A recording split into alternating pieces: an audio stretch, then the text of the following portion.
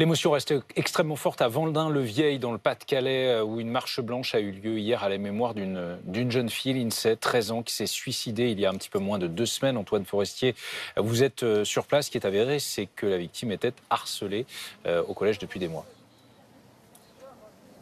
Oui, ce sont ses proches qui l'indiquent. Depuis la rentrée de septembre, cette jeune collégienne de 13 ans était victime de harcèlement, à la fois à l'intérieur de l'établissement, mais également sur les réseaux sociaux. La situation s'est aggravée. Il y a quelques mois, il y a une bagarre qui a eu lieu, qui a été filmée et là aussi diffusée sur les réseaux sociaux. La veille de son suicide, Lindsay aurait fait un malaise qui a nécessité l'intervention des pompiers au sein de l'établissement et elle a mis fin à ses jours à son domicile dans sa chambre le 12 mai dernier. Je vous propose d'écouter le témoignage de François, c'est le beau-père de Lindsay, témoignage recueilli par Célia Vallée et Alizé Boissin. Lindsay, c'était une petite fille joyeuse, souriante, agréable, très serviable, qui s'occupait très bien de ses petits frères. Toujours là pour nous donner un petit coup de main si on avait quelque chose à faire. Toujours là à vouloir s'instruire aussi. Parce qu'elle aimait bien tout ce qui était l'archéologie, tout ce qui était le monde de la guerre, les mines. Donc on allait régulièrement aux mines pour qu'elle découvre, qu'elle s'instruise, qu'elle s'enrichisse intellectuellement. C'est le parquet de Béthune qui est en charge de l'enquête. 6 adolescentes ont été entendues par les policiers du commissariat de Lens sans que l'on sache précisément ce qu'on leur reproche. Une cellule de soutien a été mise en place au sein de l'établissement pour ceux qui souhaitent parler avec des professionnels de santé. Et puis une marche blanche a eu lieu hier. Elle a rassemblé plusieurs milliers de personnes. Antoine Forestier avec Cléa Jouanneau. Véronique Fèvre nous a rejoint, notre spécialiste éducation. Véronique, ce qui est clair, c'est que l'éducation nationale était au courant qu'il y avait une situation de harcèlement pour cette jeune fille. Oui, en début d'année civile, c'est-à-dire aux alentours de février, une bagarre avait eu lieu dans laquelle la victime était mêlée, mais apparemment une harceleuse également. Les deux avaient écopé d'ailleurs d'une sanction et puis les faits de harcèlement étaient apparus et à la suite de cela, eh bien, le collège avait pris des mesures. Une commission harcèlement avait été mise en place, c'est-à-dire des entretiens successifs mêlant les élèves, leurs parents, sans confrontation, c'est-à-dire qu'ils ont tous été entendus séparément. Ça, c'est un protocole national. À l'issue de ce protocole, une exclusion d'1 semaine a été prononcée contre cette harceleuse. Alors, que s'est-il passé récemment pour que la jeune fille en arrive à se suicider, à un tel geste?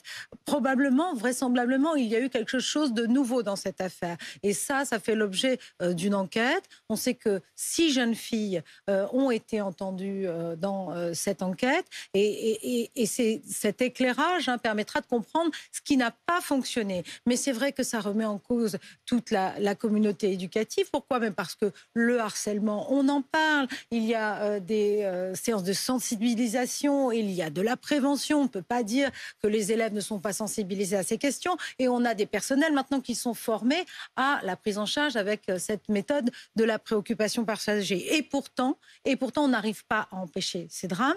Il faut donc sans doute aller plus loin. Le ministre de l'Éducation veut aller plus loin sur la question de la santé mentale des élèves, en formant davantage les CPE à la détection des états dépressifs, des états suicidaires. Les CPE pourraient notamment orienter les élèves vers le parcours Mon parcours psy, qui donne droit à 8 séances de psychothérapie. Puis la grande question aussi, le grand point d'interrogation, ce sont les suites judiciaires. Aujourd'hui, il y en a très peu. Pourtant, il y a une loi, la loi Balanant, qui a été votée en 2022 et elle alourdit sensiblement les peines pour le délit de harcèlement scolaire. En cas de suicide, on encourt jusqu'à 10 ans de prison et 150 000 € d'amende. Mais pour l'instant, eh bien, on le voit, il y a des plaintes qui sont déposées, mais on n'a jamais vu de jeunes traduits devant la justice. Très important, une cellule de soutien est en place au sein de l'établissement dans lequel était scolarisée Lindsay. Absolument, Antoine Forestier l'a rappelé, donc une cellule de soutien avec des assistantes sociales,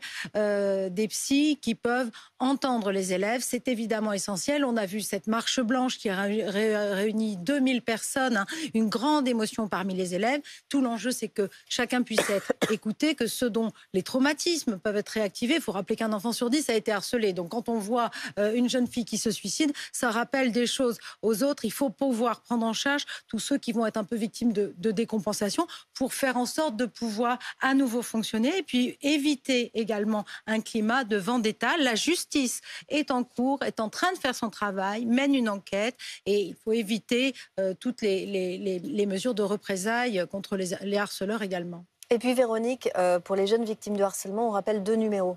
Alors, il y a 2 numéros. C'est le numéro qui est connu, c'est le 30-20. Vous pouvez appeler quand vous êtes victime de harcèlement, quand vous avez du mal à trouver un adulte. Ça va activer les cellules du rectorat qui vont ensuite redescendre vers l'établissement avec les référents harcèlement qui vont pouvoir épauler les équipes. Mais vous avez aussi quelque chose qui est très important quand vous avez un cas de cyberharcèlement. Et visiblement, ça a été le cas pour cette jeune Lindsay. C'est que vous avez le 30-18. Si vous avez des contenus vidéo qui circulent sur vous, c'est le cas dans le cas d'un harcèlement, cyberharcèlement, vous appelez le 30-18 et là, eh bien, ce 30-18 va transmettre aux plateformes, des accords sont passés et TikTok notamment peuvent retirer ces contenus qui portent atteinte à la santé mentale des jeunes. Merci beaucoup, merci Véronique.